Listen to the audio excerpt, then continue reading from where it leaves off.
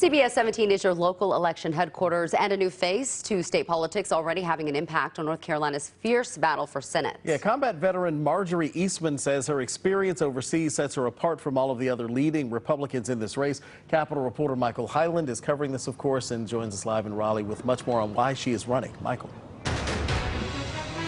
Yeah, she got into this race after some well-known Republicans had already jumped in, but she told me that did not deter her.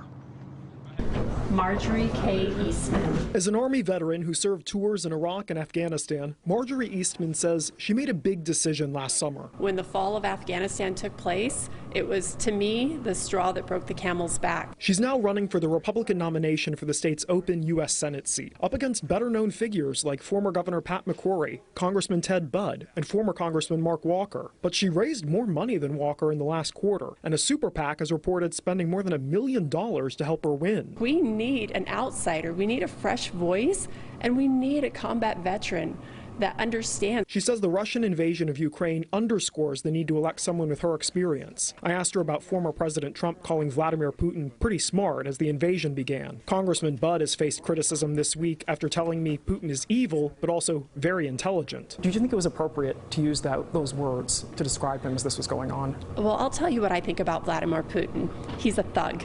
He's an absolute thug, and right now what we're seeing, war criminal is the other word that I've been hearing. Eastman is facing questions about her status as a Republican, having been registered unaffiliated up until a few weeks before announcing her campaign last year. What do you say to Republican primary voters who may be skeptical and are questioning, is she actually a Republican?